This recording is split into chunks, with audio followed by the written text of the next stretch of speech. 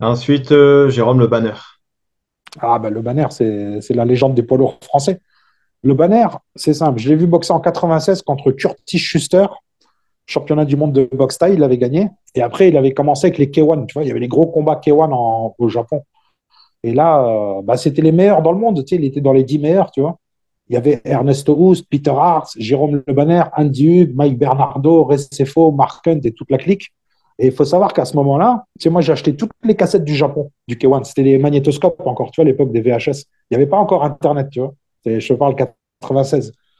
Et bah, tour à tour, ils se mettaient tous des KO, en fait. Tu vois, un coup, le Banner, il mettait KO Oust, un coup, Oust le mettait KO. Et en fait, c'était une saga, le truc. Tu vois, à chaque fois que tu achetais une cassette, tu te demandais qui allait mettre KO qui, quoi. Et tu as vu des combats de fou, quoi. Tu vois, c'est... Et moi, le KO, il m'a le plus impressionné, c'était contre Francisco Filo. Ceux qui peuvent aller voir le combat, c'est Jérôme Le Banner contre Francisco Filo. Il lui a mis un moment double droite, parce que c'est un gaucher, et il est rentré à direct du gauche. Et c'est le KO le plus violent que j'ai jamais vu de ma vie avec un direct, quoi. Et c'est un KO de fou. Le Banner, il avait une puissance de dingue. Et malheureusement pour lui, il n'a jamais réussi à gagner le grand tournoi, tu sais, le K1 World Grand Prix. Il n'a jamais réussi à le gagner, mais il a gagné par contre plusieurs championnats du monde et des K1 satellites, tu vois, les K1 autour. Mais la grande finale, malheureusement pour lui, il a toujours eu. Ça lui a manqué pas grand-chose, tu vois.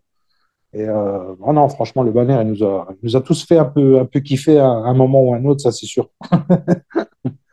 Donc, Ah, c'est aussi un sacré monument.